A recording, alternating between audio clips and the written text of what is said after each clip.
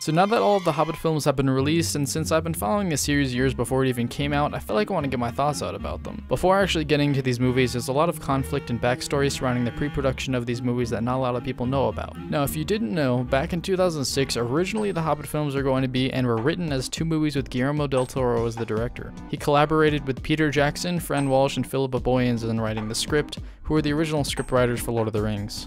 They began in 2008 for the pre-production, and I think the most fascinating part about Del Toro being a part of these movies was his apparent push for animatronics. He stated that some would be a mix of animation and animatronics, and some would have to be completely computer generated like Gollum. Also, some early casting choices in 2010 included Brian Blessed as Thorin Oakenshield, but I think the opposite. I say, Gordon's alive! Doug Jones as Bard, and Ian Holm to play Bilbo again, even though he's 83?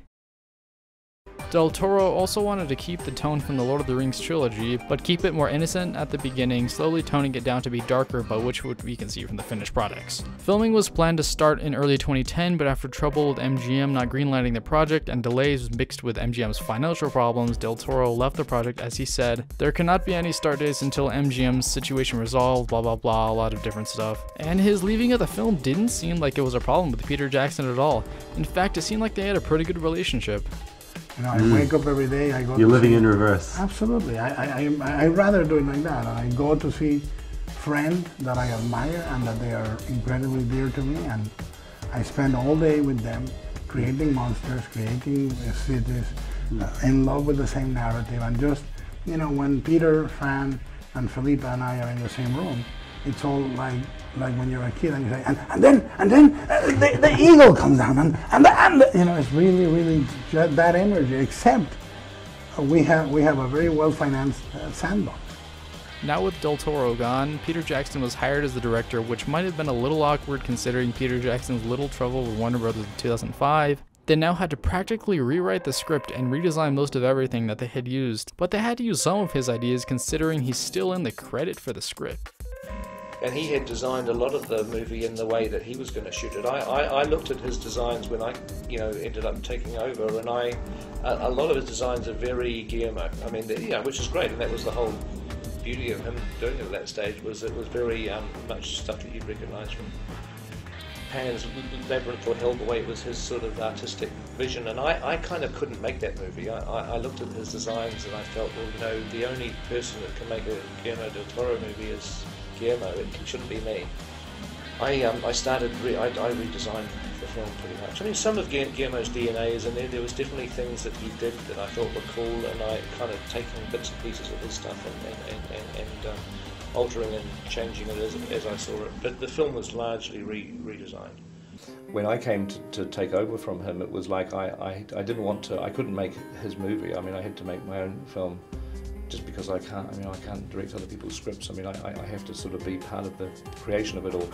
Otherwise, I can't get my head into it properly. So what I did is I just looked at every design. I just said, show me everything. So Guillermo might have developed, the look of something up to this point. I went back over the entire design chain of everything that he'd done, and in some cases, I ended up very close to what he ended up with. In some cases I went back and I either took something earlier or I got Alan or John to redesign something completely. I mean, it was no real rules, it was really just me following my instincts.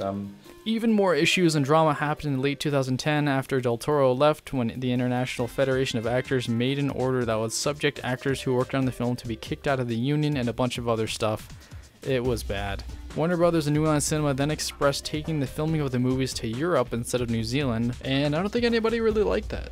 What about the theory that The Hobbit was always going to be taken overseas? Because they can get a better deal over there and better tax breaks, and that's what this is all about. It's about either... Rubbish. Absolute rubbish. Look, there's sets behind us that are being built to shoot on. This is Gollum's cave, for God's sake. I mean, it's absolute junk. This movie, up until a month ago, no one had even thought in a million years that this movie was going to leave the country, up until a month ago. At that point, confidence in our country as a stable base to make movies started to erode. Now, is the movie going to come or go? We don't know. Unfortunately, lifting the blacklist doesn't have anything to do with it. The damage has been done. So we've got to... Warners are coming down on Monday next week, and we've got to fight like hell.